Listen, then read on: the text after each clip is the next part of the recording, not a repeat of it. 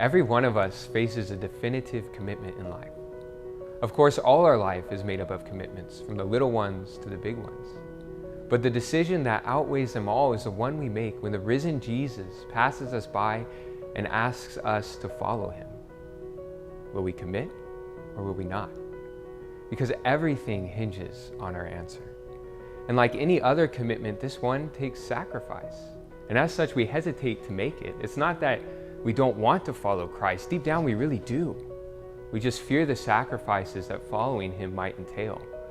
And so we don't commit, or at least not fully.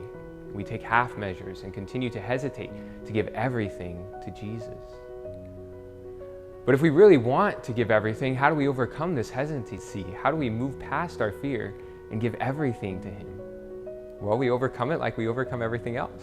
We look at him. Because in Jesus are all the riches of grace and virtue that we need to overcome ourselves. And what is more, he wants to give them. So to receive the grace to definitively choose him, we can look at those moments in his life when he definitively chose us.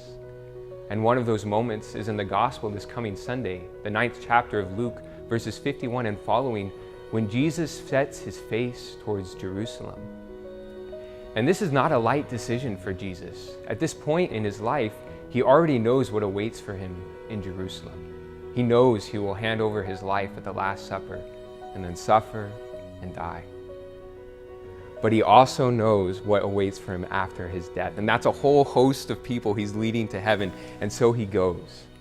Our Lord says there's much rejoicing in heaven over one repentant sinner. And so in order to gain thousands, our Lord sets his face towards Jerusalem. Yes, he sees the agony in the garden, the scourging at the pillar, the crown of thorns, the mockery, the cross, the nails. But he sees through those things to all the redeemed, to you and me. And he says, you're worth it.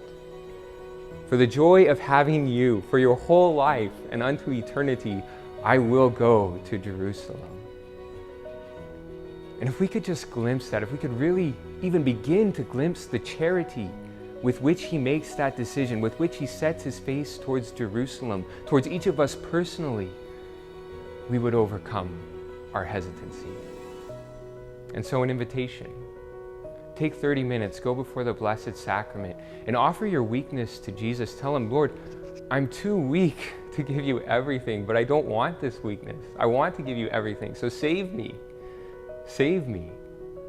And then open up this gospel passage, Luke chapter 9, verses 51 and following, and see him. Try to see him. Think of Jerusalem. Think of the cross. And think of you through the cross. And decides of his own free will to go toward Jerusalem.